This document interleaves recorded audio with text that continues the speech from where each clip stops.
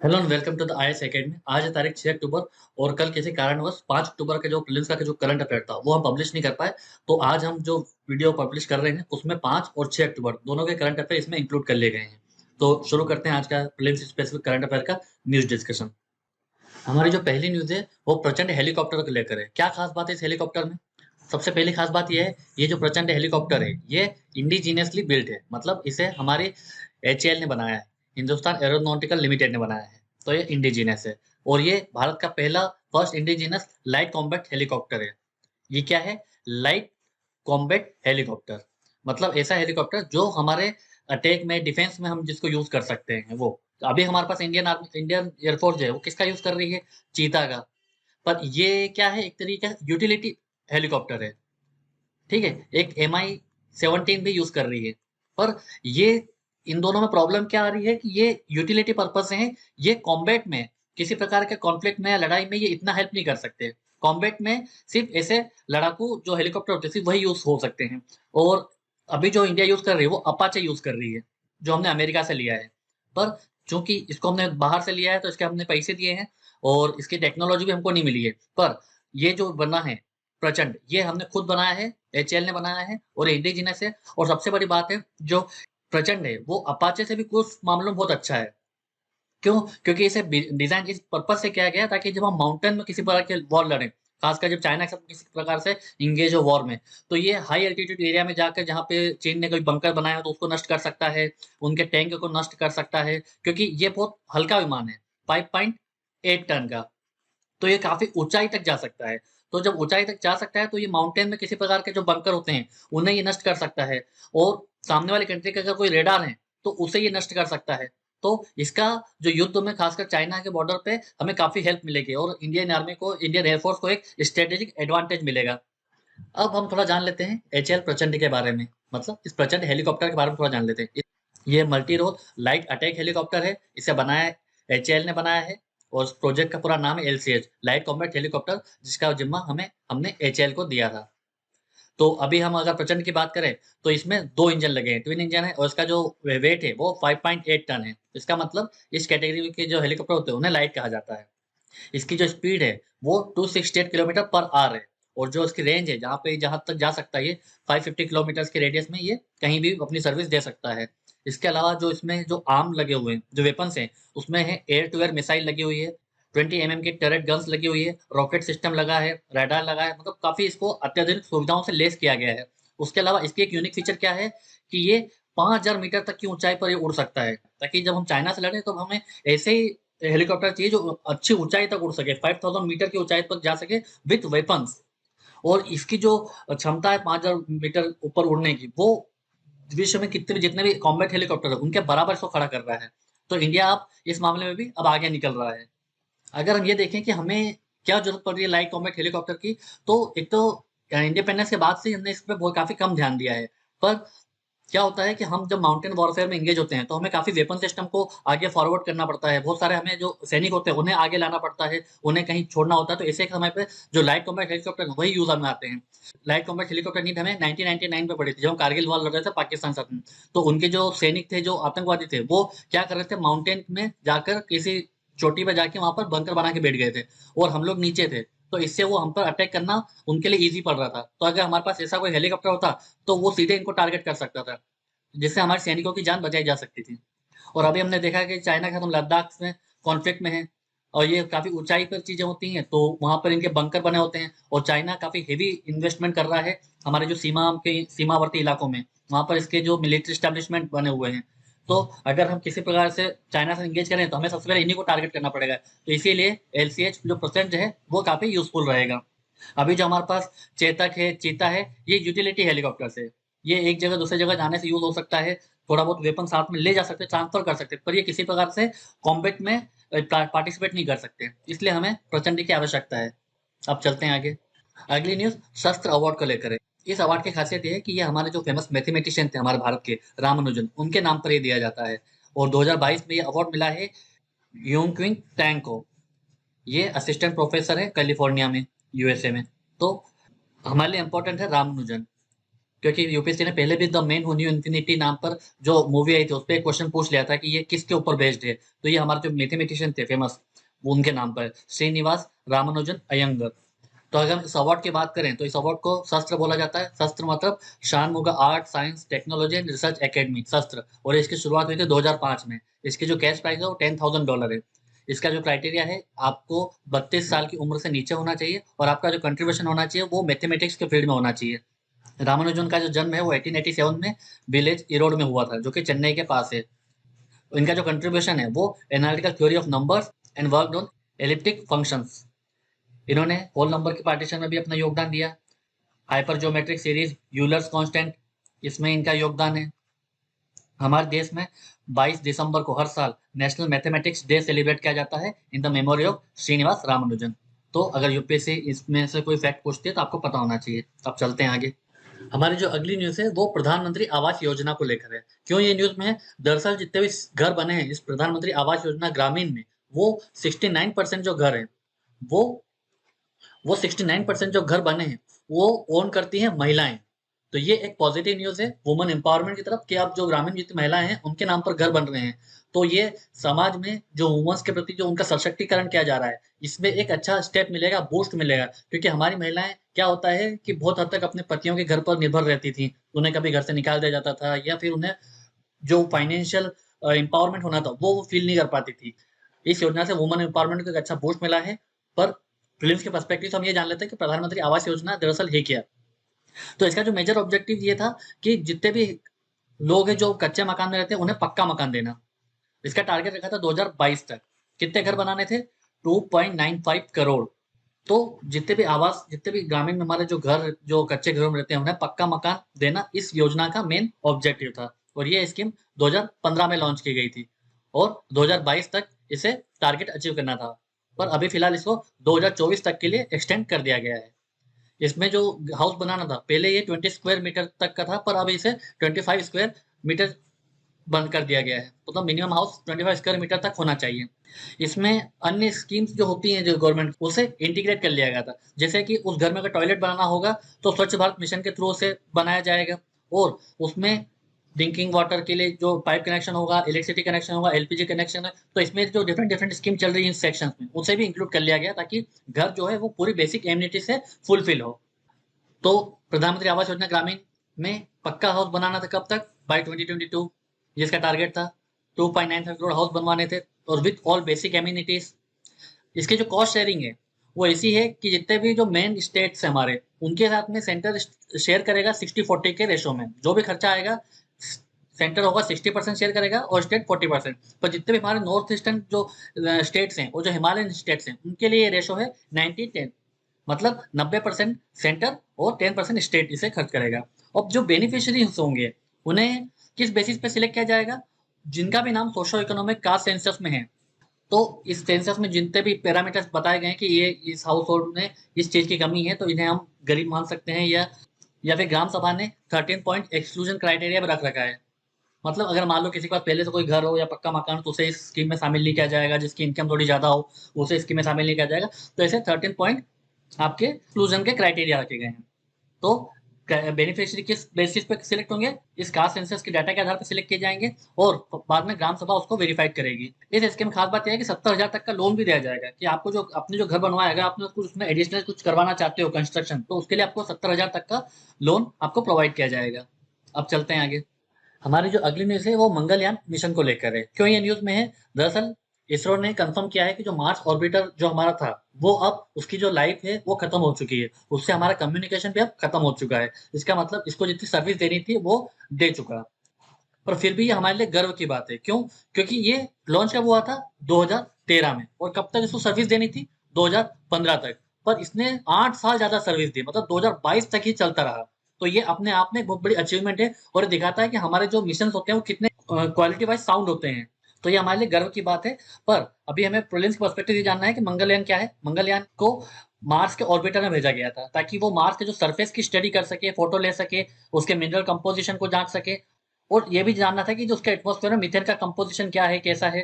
तो ये हमें जानना इस मिशन की मेन ऑब्जेक्टिव थे। इसे 2013 में लॉन्च करके मार्स के ऑर्बिटर में भेजा गया था।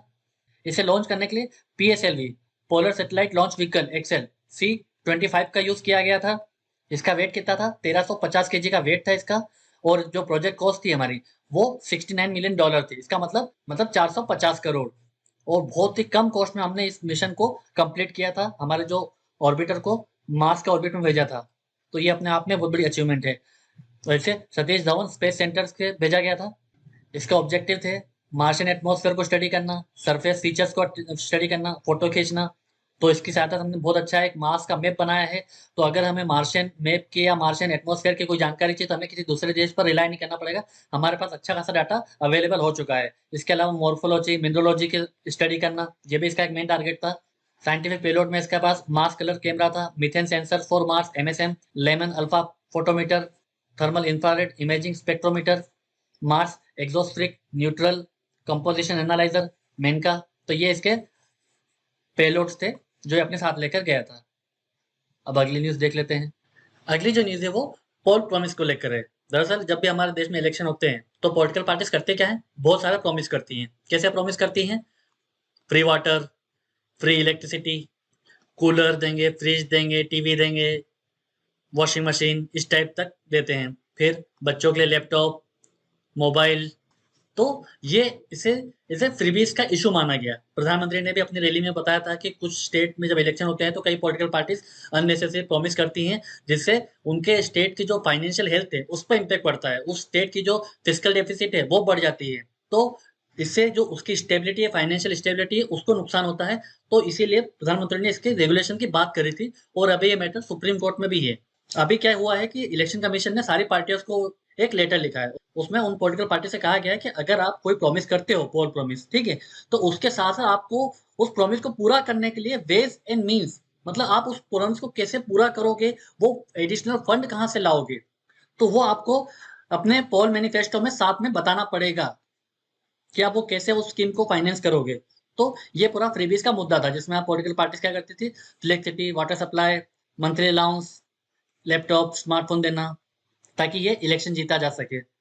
पर इसके ड्रॉबैक्स क्या थे, नुकसान क्या हो रहा था? अनस्टेबल हो रहा था मैक्रो इकोनॉमिकली, फिजिकल सिचुएशन खराब हो रही थी स्टेट की। और ये फ्री एंड फेयर इलेक्शन के अगेंस्ट है। फ्री एंड फेयर इलेक्शन वो होता है कि जब आप किसी भी लालच में आए बिना या किसी डर के आप किसी पॉलिटिकल पार्टी को उसके आइडियोलॉजी के बेस पर आप वोट करते हो, तो वो फ्री एंड फेयर इलेक्शन होता है। पर पॉलिटिकल पार्टी सिर्फ चुनाव जीतने के लिए प्रॉमिस कर देती है, तो ये फ्री एंड फेयर इलेक्शन का तरीका नहीं माना जाता है। और ये इन्वायरमेंट के लिए भी अच्छा नहीं है, कंज्यूमरिज्म के लिए भी अच्छा नहीं है। क्योंकि अगर आप किसी डिसेबल्ड पर्सन को उसके लिए कोई साइकिल, ट्राइसिकल दे रहे हो, तो ये एम्पावरमेंट का तरीका है कि आप एम्पावर कर रहे हैं सोसाइटी में किसी बैकवर्ड कम्युनिटीज को जो पिछड़ गई हैं या फिर किसी कारणवश वो अपने राइट्स को पूरी तरीके से यूज नहीं कर पा रही हैं। पर कुछ चीजें ऐसी दी जा रही है जिनका सेंस नहीं बन रहा है। एक तरीके से कंपटीशन लग रहा है कि इस पार्टी ने बोला हम लैपटॉप देंगे तो वो पार्टी बोलती है हम मोबाइल देंगे। जबकि आपको ये बताना चाहिए कि आप कैसे हमारे देश में हेल्थ बढ़ाओगे, एजुकेशन अच्छा रखोगे, जॉब क्रिएशन करोगे। ये पार्टीज का मेन काम होता है। फ्रीबीज देना मेन काम नहीं होता है। फ्रीबीज उनको दो जिनको जरूरत है। सपोज करो गांव में किसी के पास घर नहीं है तो आपने गांव बनाने उसके लिए घर बनवाया, तो ये आपका काम हुआ। पर आप उसको ऐसी चीजें दे रहे हो जो इतनी नेसेसरी नहीं है उसकी लाइफ के लिए। तो ये हमें सोचना पड़ेगा, क्योंकि एट द एंड इसकी जो कॉस्ट होगी वो हमारे जो टैक्स पेयर्स हैं उन्हें कोई ये बियर करना पड़ेगा। और ये लॉन्ग टर्म के लिए सस्टेनेबल नहीं है। तो इलेक्शन कमीशन ने इसी का ध्यान में रखते हुए ये बताया कि अब आप एक डिस्क्लोजर दोगे जिसमें आप उस पूरी स्कीम में किसको कवर करोगे, कितनी क्वांटिटी में दोगे, उसके लिए जो फाइनेंशियल इम्प्लीकेशन होंगे वो आप बताओगे, और कहाँ से वो फाइनेंशियल रिसोर्स आएगा वो आपको ये बताना पड़ेगा।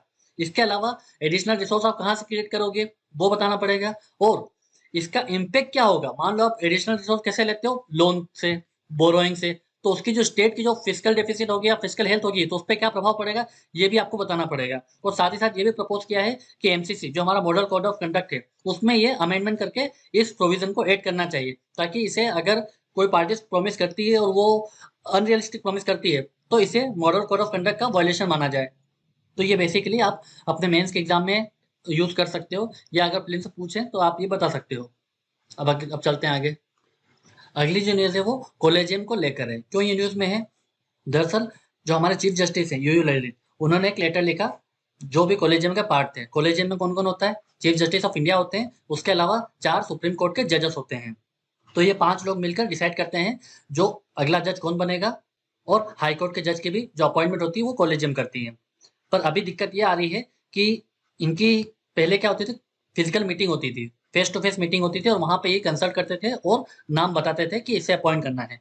पर अभी चूंकि छुट्टियां चल रही है तो इससे क्या हुआ कि यूयू ललित ने लेटर लिखा अन्य जजेस को कि आप इन नामों पर अपनी सहमति बताइए कि क्या हमें इन्हें अपॉइंट करना चाहिए या नहीं करना चाहिए। पर जो 2 जजेस हैं उनने इस पर आपत्ति जताई है, ऑब्जेक्शन लिया है कि ऐसे कॉलेज में कमेटी बाय नोट नहीं हो सकती, आपको मीटिंग प्रॉपर बुलानी चाहिए और वहां पे कंसल्ट होना चाहिए, तभी जजेस अपॉइंट होंगे। पर यूयू ललित का कंसर्न ये है कि अभी छुट्टियां चल रही हैं और उसके बाद जो नए चीफ जस्टिस होंगे, उनका जो अभी जो चीफ जस्टिस है उनका कार्यकाल फिलहाल 8 नवंबर तक ही है। तो कन्वेंशन ये कहता है कि जब नए नाम का डिक्लेरेशन हो जाए तो जो अभी जो existing chief justice of India है वो ऐसे इंपॉर्टेंट डिसीजन नहीं ले सकते। तो बेसिकली ये एक डेडलॉक की सिचुएशन आ गई है। पर इसका खामियाजा क्या होगा कि जजेस का अपॉइंटमेंट फिलहाल रुक गया है, क्योंकि 4 नए जजेस के अपॉइंटमेंट होना था। पर इस रिटर्न नोट पर जो 2 जजेस हैं उन्होंने अपनी सहमति नहीं दी है। कन्वेंशन ये बोलता है कि कॉलेजियम को फिजिकल मीटिंग होल्ड करना चाहिए और कंसेंसस से नाम डिसाइड करना चाहिए। पर यहाँ पर जूही ललित ने जो चीफ जस्टिस ऑफ इंडिया है उन्होंने रिटर्न नोट के जरिए नाम डिसाइड करने की कोशिश करी, जो कि 2 जजेस को पसंद नहीं आया, वो डिसएग्री कर गए। कॉलेजियम सिस्टम क्या होता है, ये सिस्टम ऑफ अपॉइंटमेंट है और ट्रांसफर भी इसी कॉलेजियम के थ्रू होता है। और सुप्रीम कोर्ट के कॉलेजियम में चीफ जस्टिस ऑफ इंडिया और 4 अदर सीनियर मोस्ट जजेस होते हैं। हमारी अगली न्यूज हर स्टार्ट को लेकर है। दरअसल ये एक टाइप का प्लेटफॉर्म है जो किसको इंकरेज करेगा, जो वुमेन्स एंटरप्रेन्योर हैं उन्हें सपोर्ट करेगा। और ये प्लेटफॉर्म किसने बनाया है, ये गुजरात की यूनिवर्सिटी ने बनाया है। तो इस प्लेटफॉर्म का उद्घाटन किसने किया, वो हमारे प्रेसिडेंट ने किया, द्रौपदी मुर्मू जी ने। इसमें 12.5 लाख का अवार्ड कैश प्राइस है और इसमें आपको इंस्टीट्यूशनल सपोर्ट मिलेगा, आपको फ्री सेशंस दिए जाएंगे, वुमेन्स एंटरप्रेन्योर है उन्हें बताया जाएगा मार्केट के बारे में, एंटरप्रेन्योर के बारे में, स्टार्टअप के बारे में, उन्हें डिजिटल कम्युनिटी का एक्सेस मिलेगा। तो और कई सुविधाएं इनको मिलेगी ताकि जो हमारे जो स्टार्टअप्स हैं उनमें वुमेन्स का योगदान ज़्यादा से ज़्यादा हो सके। तो ये जो पूरा प्लेटफॉर्म है वो वुमेन्स के लिए डेडिकेटेड रहेगा। इससे इनोवेशन बूस्ट होगी और वुमेन्स एंटरप्रेन्योर को की भागीदारी बढ़ेगी। और इससे जो वुमेन्स का जो स्टार्टअप है उसे गवर्नमेंट की जो स्कीम्स हैं गवर्नमेंट से लिंक किया जाएगा या फिर प्राइवेट एंटरप्राइज के साथ में उन्हें इंटीग्रेट किया जाएगा, ताकि जो कभी फंड की रिक्वायरमेंट या किसी प्लेटफॉर्म या फिर किसी टेक्नोलॉजी की जो रिक्वायरमेंट होती है तो उसे पूरा किया जा सके। तो हमें याद रखना है कि हर स्टार्ट जो प्लेटफॉर्म है वो वुमेन्स एंटरप्रेन्योर को बढ़ावा देने के लिए बनाया गया है और ये गुजरात यूनिवर्सिटी ने बनाया है। अब चलते हैं आगे। हमारी अगली जो न्यूज़ है वो मिलेट को लेकर है। दरअसल आपको पता है कि 2023 का जो साल है वो हम इंटरनेशनल ईयर ऑफ मिलेट्स के रूप में सेलिब्रेट कर रहे हैं। इसका मेन ऑब्जेक्टिव है कि हम मिलेट्स को लेकर अवेयरनेस बढ़ा सकें और इसके प्रोडक्शन को बढ़ावा दे सकें। तो न्यूज़ में इसलिए है क्योंकि जो हमारा department of agriculture and farmers welfare है उसने एक एमओयू साइन किया है किसके साथ, national agricultural cooperative marketing federation of India limited के साथ में। तो ये एमओयू साइन हुआ है। इसका मेन ऑब्जेक्टिव ये है कि हमारा मिलेट का प्रोडक्शन और मिलेट बेस्ड प्रोडक्ट्स का जो प्रोडक्शन है उसको बढ़ाया जा सके, ताकि मिलेट के बारे में और ज़्यादा प्रोडक्ट्स को हमारे देश के लोगों तक पहुंचाया जा सके और इसके बारे में और ज़्यादा अवेयरनेस हो सके। तो बेसिकली मिलेट को सुपर फूड कहा जाता है और अभी हमारे देश में 16 मिलियन टन का मिलेट का ग्रो किया जाता है। जो प्राइमरली क्या होते हैं, ज्वार, रागी, बाजरा, 95% जो हमारी मिलेट क्रॉप होती है वो यही 3 होती हैं। और सबसे बड़ा फायदा किसानों को होता है क्योंकि ये ऐसी क्रॉप्स हैं जिसके लिए हमें कम पानी लगता है, कम फर्टाइल सॉइल लगती है और कम फर्टिलाइजर में भी इनका प्रोडक्शन किया जा सकता है। अगर ह्यूमंस के पर्सपेक्टिव देखा जाए तो ये बहुत हाई अमाउंट ऑफ फाइबर देता है, कैल्शियम देता है, प्रोटीन देता है, एंटीऑक्सीडेंट देता है, विटामिन मिनरल्स इसमें बहुत ज़्यादा पाए जाते हैं। तो ये हेल्थ के पर्सपेक्टिव से बहुत ही अच्छे माने जाते हैं। और इसकी दूसरी खास बात ये है कि क्लाइमेट रेजिलेंट है, मतलब अभी जो क्रॉप्स हैं, व्हीट है, राइस है, ये क्लाइमेट रेजिलेंट नहीं है, इनको पानी ज़्यादा लगता है और क्लाइमेट का जो प्रतिकूल प्रभाव पड़ता है तो इससे इनकी जो यील्ड होती है वो कम हो जाती है। पर ये क्लाइमेट रेजिस्टेंट क्रॉप होती है मिलेट्स। तो इसे अभी इस सिचुएशन में मिलेट को ग्रो करना काफ़ी अच्छा है, क्योंकि अगर क्लाइमेट थोड़ा सा खराब भी रहा तो भी इसके प्रोडक्शन में खास असर नहीं पड़ता। तो हमें इसके प्रोडक्शन को और ज़्यादा से ज़्यादा बढ़ाना चाहिए, क्योंकि हमारे देश में 48% ज़्यादा माल न्यूट्रिशन के बच्चे पाए जाते हैं, वुमेन्स में एनीमिया पाया जाता है। तो अगर इन्हें काउंटर करना पड़ेगा तो हमें मिलेट्स के फूड के यूज़ को और बढ़ावा देना पड़ेगा, तभी हम माल न्यूट्रिशन और अन्य न्यूट्रिशन को काउंटर कर सकते हैं। एक सुझाव ये भी दिया गया है कि हमारे जो मिड डे मील स्कीम होती है उसमें मिलेट्स को प्रोवाइड किया जा सके। तो ये जो बेसिकली जो एमओयू साइन हुआ है नाफेड और department of agriculture farmer welfare के बीच, वो उनका मेन मकसद ये है कि जितने भी मिलेट बेस्ड जो कमोडिटीज हैं उनके मैन्युफैक्चर और प्रोसेसिंग के लिए जो कंपनीज आएगी उन्हें एडवाइजरी सपोर्ट देना, मिलेट्स के प्रोडक्ट्स रिगार्डिंग जितने स्टार्टअप्स बन रहे हैं उन्हें सपोर्ट देना, एफपीओस को बनाने का प्रोविज़न है, ताकि इन मिलेट बेस्ड प्रोडक्ट्स की और ज़्यादा मार्केटिंग हो सके, इनका अच्छा प्राइस रियलाइजेशन हो सके। इसके बाद में मार्केट बेस्ड मिलेट प्रोडक्ट्स बनाना, कई इसके स्टोर्स खोलना ताकि और ज़्यादा इसकी सेलिंग हो सके, और मिलेट बेस्ड वेंडिंग मशीन बनाने का टारगेट है अक्रॉस द दिल्ली। और जितने मिलेट बेस्ड के जो प्रोडक्ट्स हैं उन्हें और नए नए प्रोडक्ट्स उस मिलेट से बनाना, ये भी इसका एक मेन एम है। तो ये सुपर फूड है, ये हमने देख लिया। सस्टेनेबल एग्रीकल्चर का हिस्सा है, ये भी सही है। हमारे भारत में ज्वार बाजरा रागी होती है मिलेट के क्रॉप के रूप में, और कुछ स्मॉल मिलेट्स भी होते हैं जैसे कोडो कुटकी चेना सानवा। तो ये अगर यूपी से पूछती है क्या है, तो ये हमारे मिलेट्स के क्रॉप्स हैं। न्यूट्रिशनल वाइज काफ़ी मिलेट बेनिफिशियल हो सकता है हमारे लिए, क्योंकि इसमें protein fibre vitamin minerals like iron content पाया जाता है, कैल्शियम में इसमें बहुत ज़्यादा पाया जाता है। तो इसको अगर प्रिलिम्स वगैरह भी यूपीएससी पूछती है तो हमें पता होना चाहिए। अगर इसके प्रोड्यूसर की बात करें तो राजस्थान में सबसे ज़्यादा होता है, उसके बाद आंध्र प्रदेश तेलंगाना कर्नाटका तमिलनाडु महाराष्ट्र गुजरात हरियाणा। तो ये हमारे मेजर मिलेट ग्रोइंग स्टेट्स हैं। ऐसे ही और वीडियोस के लिए आप हमारे चैनल को सब्सक्राइब कर सकते हो। हमारे इंस्टीट्यूट द्वारा एक मेंटरशिप प्रोग्राम रन किया जा रहा है जिसमें आपको 2 डेडिकेटेड मेंटर्स मिलेंगे। इसके अलावा एक PYQ based mains live answer writing programme कराया जा रहा है। करंट अफेयर एनालिसिस के लिए समाचार वाणी हमारा प्रोग्राम है, और फिलोसफी हिस्ट्री साइकोलॉजी के ऑप्शनल क्लासेस भी आपको प्रोवाइड की जा रही हैं। अन्य जानकारी के लिए आप हमें इस नंबर पर कॉन्टैक्ट कर सकते हैं। तो आज के वीडियो में सिर्फ इतना ही है। Thank you very much.